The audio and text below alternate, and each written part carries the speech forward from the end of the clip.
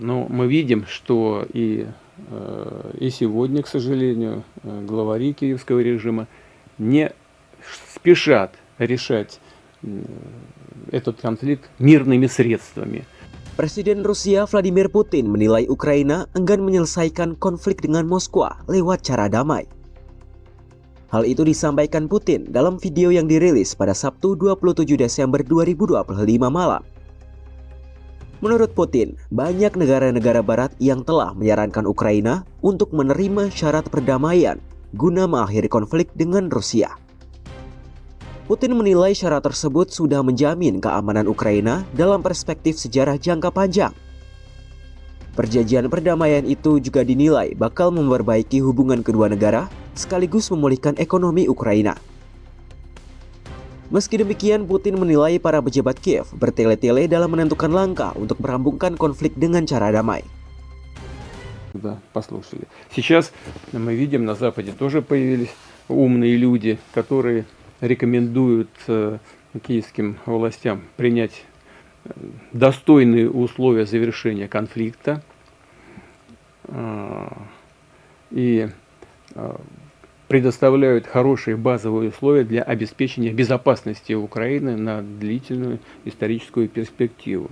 Условия восстановления отношений с Российской Федерацией и восстановления экономики Украины. Но мы видим, что и сегодня, к сожалению, главари киевского режима не спешат решать этот конфликт мирными средствами. Putin menambahkan, Rusia tidak akan memaksa pasukan Ukraina untuk mundur dari wilayah yang telah mereka kuasai. Namun Putin menekankan, jika Ukraina tetap tidak ingin mengakhiri konflik lewat jalur damai, maka Rusia bakal menanggapinya dengan cara militer. Putin pun menyinggung salah satu caranya dengan menggelar operasi militer khusus untuk mencapai tujuan awal Moskwa.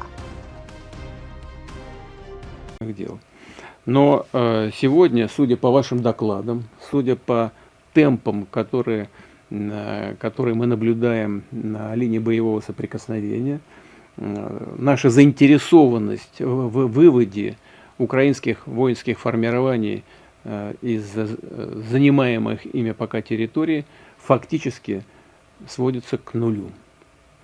По разным совершенно соображениям. И если киевские власти не желают закончить дело миром, мы решим все стоящие перед нами задачи в ходе специальной военной операции вооруженным путем. Dalam kesempatan itu, Putin memaparkan bahwa pasukannya telah menguasai penuh wilayah Mirnohrad di Donetsk. Menurut laporan yang diterimanya, situasi di sepanjang garis depan masih terus diwarnai konfrontasi militer kedua negara. Pasukan Rusia disebut terus meningkatkan tekanannya pada pasukan Ukraina di sejumlah wilayah perbatasan. Sementara itu, pejabat Ukraina masih belum menanggapi pernyataan Rusia tersebut. Ukraina hanya mengakui bahwa pasukannya sempat mendapat tekanan dari Rusia. Namun Kiev mengeklaim telah memukul mundur upaya Rusia untuk terus maju.